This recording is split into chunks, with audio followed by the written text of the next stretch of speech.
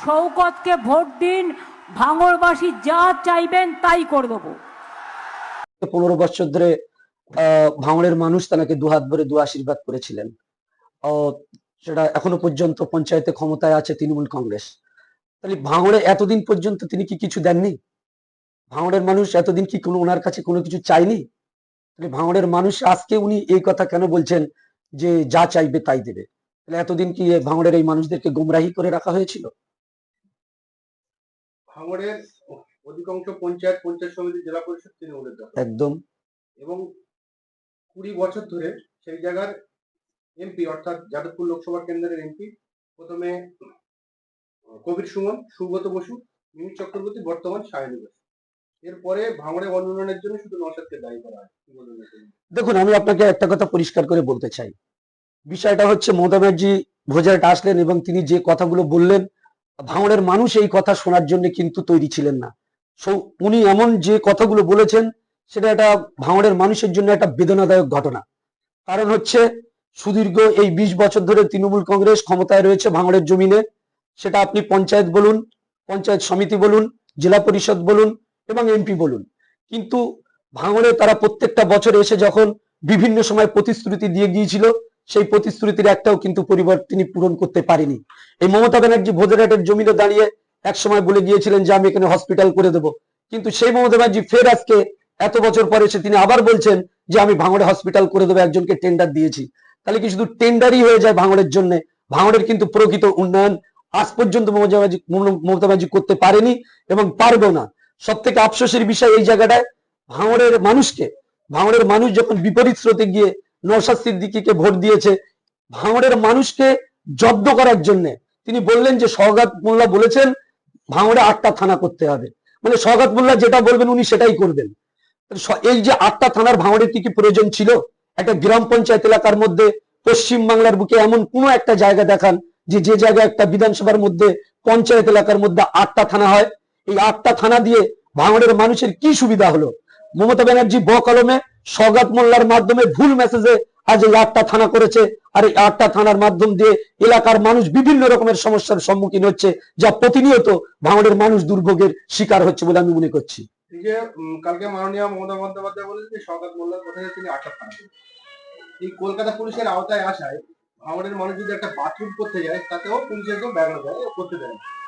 তাহলে বর্তমানে এই তৃণমূল কংগ্রেস, মমতা ব্যানার্জির সরকার বা মমতা ব্যানার্জির দল ভাঙড়ের মানুষ আমি তো পরিষ্কার একটাই কথা বলছি। দেখুন, কলকাতা পুলিশ চলে সম্পূর্ণ তাদের একটা নীতি নির্ধারণ মেনে, কিন্তু এটা হচ্ছে পঞ্চায়েত এলাকা, এটা পৌরসভা এলাকা নয়। ভাঙড়ের সাধারণ মানুষ, আম মানুষ, তারা খেটে খায়, মাঠে ঘাটে কাজ করে, গাছ কাটে, ডাব কাটে, সবজি নিয়ে কলকাতায় বিক্রি করতে যায়, দিন মজদুর করে, পাথরের কাজ করে। ভাঙড়ের মানুষ সাধারণত বেশিরভাগ মজদুর শ্রেণীর মানুষ, মেহনতি মানুষ। এরা টুকটুক টুকটুক করে একটা পয়সা জোগাড় করলো, মনে হলো যে আমি একটু একটা বাথরুম করব। দেখা যাচ্ছে কারোর বাড়ির সামনে ঘেরা ছিল না, হয়তো কিছু পয়সা জোগাড় করলো, বাড়ির সামনে একটা ছোট্ট করে একটা পাঁচিল তুলে দিয়ে ঘরটাকে জিততে চায়। হয়তো দেখা যাচ্ছে কোনো এক জায়গাটা ঘর করতে যাবে, এখানে একটা গাছ পড়েছে, কি কারোর টাকার দরকার, ঘর বাঁধবে, লোক বাড়ির আশেপাশে কিছু গাছপালা পুঁতে রেখে দিয়েছিল, সেই গাছগুলো আজকে বড় হয়েছে, এখন সেই গাছগুলো কাটবে, কেটে সেই টাকা দিয়ে হয়তো একটা ঘর বাঁধবে, কি কারোর একটা মেয়ের বিয়ে দেবে, গ্রাম অঞ্চলের মানুষ যেটা করে। কিন্তু কলকাতা পুলিশ আসার পরে দেখা যাচ্ছে রাস্তার ধারে একটু বালি পাথর রাখলে সেখানে এসে বাধা দিচ্ছে। কলকাতা পুলিশ আসার পরে কি হচ্ছে, আমরা দেখতে পাচ্ছি যে কেউ একটা গাছ কাটলে বাধা দিচ্ছে, সেখানে কেউ যদি একটা বাথরুম করতে যায় সেখানে বাধা দিচ্ছে, কেউ যদি একটা ঘর করতে যায় সেখানে বাধা সৃষ্টি হচ্ছে। এই যে বিভিন্ন রকমের সমস্যা, এই কলকাতা পুলিশ আসার পরে, আমি কলকাতা পুলিশকে দায়ী করছি না, কিন্তু আমি বলছি কলকাতা পুলিশ হওয়ার কারণে এই যে সমস্যাগুলো হয়েছে, তাহলে আমাদের ভাঙড়কে ডেভেলপমেন্ট করার জন্য আইনি আর যে প্রক্রিয়া যেগুলো আছে, ভাঙড়কে পৌরসভার মতো এরিয়া করে দেওয়া হোক, ভাঙড়কে সেই জায়গায় নিয়ে আসা হোক, ভাঙড়ের মানুষকে সেই পর্যায়ে নিয়ে এসে ডেভেলপমেন্ট করে দেওয়া হোক, তাহলে তো ভাঙড়ের মানুষের প্রকৃত উন্নয়ন হবে না। মমতা ব্যানার্জি বললেন যে সওগাত মোল্লাকে যেতাম যা চাইবে তাই দেবো, তাহলে ভাঙড়ের পঞ্চায়েত সমিতি সব তৃণমূলের দখলে।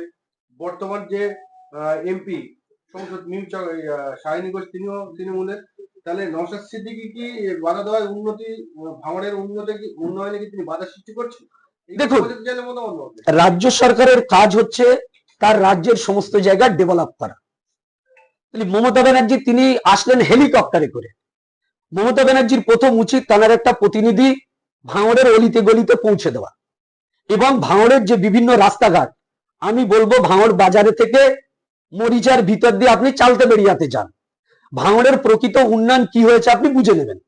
এলাকার বিভিন্ন জায়গায় আপনি শান্তিপুর অঞ্চলে যান, আপনি পোলেরহাট অঞ্চলে যান, ভোগালী 1-2 অঞ্চলে যান, চালতাবেড়িয়ার বিভিন্ন অঞ্চলে যান, প্রত্যেকটা এলাকাতে রাস্তা খারাপ, সেখানে ড্রেন নেই, সেখানে মানুষের বিভিন্ন সমস্যা। এই সমস্যার সমাধান করার দায়িত্ব হচ্ছে সরকারের। একজন বিধায়ক সে কেবলমাত্র কাজ করতে পারে তার বিধায়ক তহবিলের যে পয়সা, বিধায়ক হিসেবে নওশাদ সিদ্দিকী হোক আর পশ্চিমবাংলার যে কোনো বিধায়ক হোক, তার বিধায়ক তহবিলের যে পয়সা আসে সেই পয়সা দিয়ে পূর্ণ একটা বিধানসভার ডেভেলপমেন্ট হয় না এবং হতে পারে না। এটা মমতা ব্যানার্জি স্বয়ং জানেন, শওকত মোল্লা তিনি নিজেও জানেন। এই ডেভেলপমেন্ট করতে হলে পঞ্চায়েতের মাধ্যমে কিছু ডেভেলপমেন্ট করতে হয়, পঞ্চায়েত সমিতির মাধ্যমে কিছু ডেভেলপমেন্ট করতে হয়, জেলা পরিষদের কিছু ডেভেলপমেন্ট করতে হয়, বিধায়কের ফান্ড থেকে ডেভেলপমেন্ট করতে হয় এবং এমপি কোটার ফান্ড থেকে। সামগ্রিক সকলের পয়সা দিয়ে একটা এলাকার সামগ্রিক উন্নয়ন হয়। সেক্ষেত্রে আমার কোনো মতেই মনে হয় না যে নওশাদ সিদ্দিকীর কারণে ভাঙড়ের কোনো উন্নয়ন আটকে আছে। আমার মনে হয় ভাঙড়ের মানুষ নওশাদ সিদ্দিকীকে জিতিয়েছে বলে ভাঙড়ের মানুষকে জব্দ করবে বলে ভাঙড়ের উন্নয়ন মমতা ব্যানার্জি এবং শওকত মোল্লা করছে না। এই যে একমাত্র সংযুক্ত মোর্চার বিধায়ক নওশাদ সিদ্দিকী, বিজেপির ৭৭টা ছিল এমএলএ, মমতা বন্দ্যোপাধ্যায় কখনোই বলেনি যে বিজেপির এমএলএ কে হারালে এই দেবো ওই দেবো। এমনকি অভিষেক বন্দ্যোপাধ্যায় তিনিও ভাঙড়কে জেতার দিন চিন্তা ভাবনা করছেন। তাহলে সংখ্যালঘু থেকে সম্প্রদায় থেকে একজন মাত্র বিধায়ক এসে বিধায়ক হলেন ভাঙড় থেকে। তাহলে মাননীয় বারবার প্রচার করেন, মাননীয় দলের লোক প্রচার করেন যে মাননীয় সংখ্যালঘু দল। তাহলে সংখ্যালঘু যে একজন এমএলএ হচ্ছে তার ঠ্যাং ধরে নামানোর চেষ্টা করা বারবার হচ্ছে, তাহলে কেমন হচ্ছে? দেখুন, আমি এখানে একটা পরিষ্কার করে বলতে চাই, বিশেষ করে আমি পুরো পশ্চিম বাংলার মুসলমান সমাজের কাছে, একমাত্র বিধায়ক তার নাম হচ্ছে নওশাদ সিদ্দিকী, আর সে যে ধর্ম থেকে বিলং করে সেই ধর্মের নাম ইসলাম ধর্ম।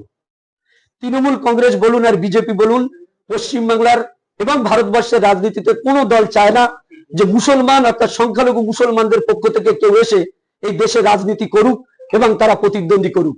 তারা ভয় পায় যে পশ্চিমবাংলার মুসলমান, এই যে 30% প্লাস মুসলমান যদি একত্রিত হয়ে যায়, এক জায়গা হয়ে যায়, তাহলে তারা তাদের অধিকার আদায় করতে চাইবে, তাদের পাওনা তারা নিতে চাইবে।